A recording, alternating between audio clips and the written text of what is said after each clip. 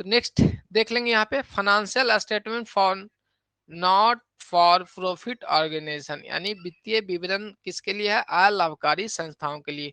First जो बनते हैं वो receipt and payment account, second आपको income and expenditure account and balance sheet. Hindi में देख लिए प्राप्ति भुगतान खाता, आय व्यय खाता और तुलन पत्र। बैलेंस शीट को क्या कहते हैं, तुलन पत्र कहते हैं। तो यहां तक क्लियर है। चलिए, तो आज हम लोग यहीं पे रखेंगे, कल से जो करेंगे वो एक क्लास में हम लोग जो है वो रिसिप्ट एंड पेमेंट अकाउंट को क्लियर कर लेंगे और सेकंड क्लास में इनकम एंड एक्सपेंडिचर अकाउंट को क्लियर कर लेंगे। इसके बाद हम लोग बैलेंस शीट, जस्ट एज हम लोगों ने बैलेंस शीट पढ़ा है उसी तरह का इसमें भी बैलेंस शीट रहते हैं। तो नेक्स्ट क्लास से हम लोग receipt and payment fresh topic से स्टार्ट करेंगे। यदि रिसिप्ट और पेमेंट अभी हम स्टार्ट करते हैं तो 20 मिनट में इसकी पूरी चैप्टर समाप्त नहीं हो पाएगी। तो क्लास को समाप्त करेंगे, कोई भी आपकी क्वेरी है तो आप लोग पूछेंगे।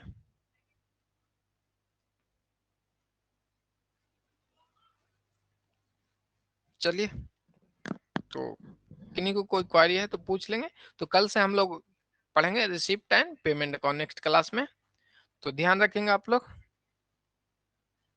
क्योंकि अभी स्टार्ट करते हैं तो आपके पास 20 मिनट मैक्सिमम बच रहे हैं और पूरी क्लियर हो नहीं पाएगी, जिसके कारण थोड़ा सा कंफ्यूजन तो इसमें नहीं होगा। Receipt and payment account, income expenditure account normal सी है, इसमें कुछ ध्यान रखने वाली बात नहीं है।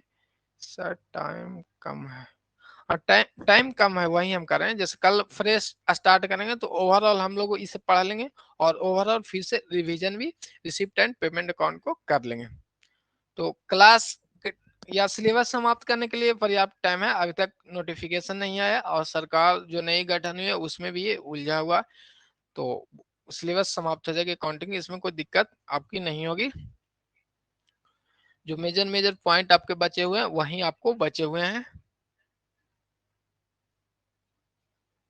सर इकोनॉमिक्स सबके लिए,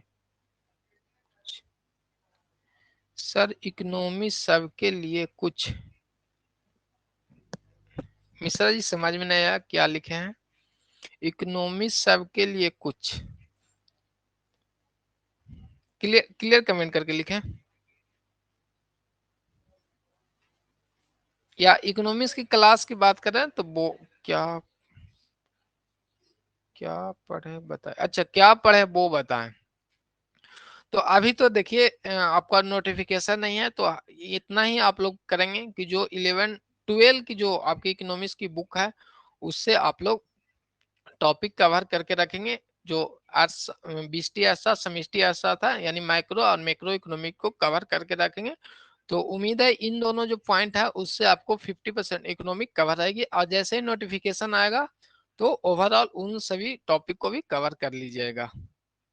चलिए, और किन्हीं को कोई डाउट है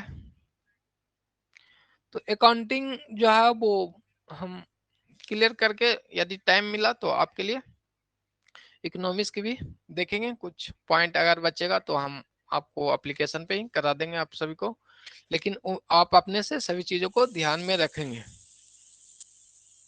क्योंकि आपको पास करने के लिए खुद अपने आप को आपको मेहनत करना पड़ेगा। ये ध्यान में रखेंगे और ध्यान रखेंगे आप लोग प्रैक्टिस में जरूर रहें, रिवीजन करते रहें। लगेगा कि चीजें आपको याद है, यदि आपने उसे रिवीजन नहीं किया तो वो चीजें बैग से क्या गायब हो जाते हैं। तो चलिए समाप्त करते हैं। और किन्हीं को कोई क्वेरी नहीं है तो टेक केयर, बाय बाय।